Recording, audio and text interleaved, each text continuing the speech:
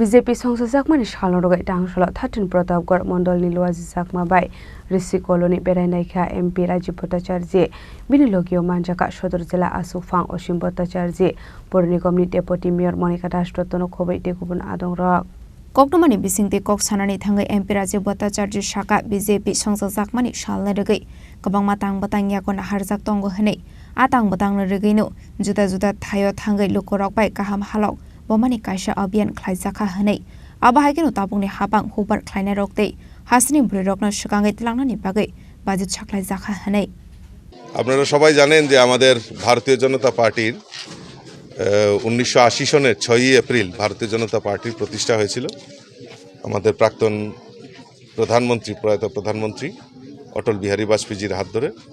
এবং গতকালকে আমরা তার 46তম প্রতিষ্ঠা বার্ষিকী আমরা উদযাপন করেছি। তো আমরা আমাদের যে রাষ্ট্রীয় নেতৃত্ব ওনারা সিদ্ধান্ত নিয়েছেন যে এই প্রতিষ্ঠা দিবসকে সামনে রেখে বিভিন্ন কর্মসূচি আমাদের নেওয়া হয়েছে।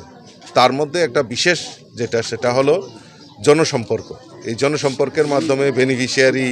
যারা ভারতীয় জনতা পার্টির নেতৃত্বে সরকার প্রতিষ্ঠার পর দেশের যশস্বী প্রধানমন্ত্রী নরেন্দ্র মোদীজি মানুষের জন্য যে কাজগুলি করছেন এবং আমাদের রাজ্যের সরকার মাননীয় মুখ্যমন্ত্রীর পৌরোহিত্যে যে মানুষের জন্য কল্যাণমুখী যে কর্মসূচিগুলি করছেন সেগুলি কিভাবে বাস্তবায়িত হচ্ছে এবং সঠিকভাবে মানুষের কাছে পৌঁছে কিনা সেইগুলি নিয়ে জনসম্পর্ক করার জন্য একটা কর্মসূচির আহ্বান করা হয়েছিল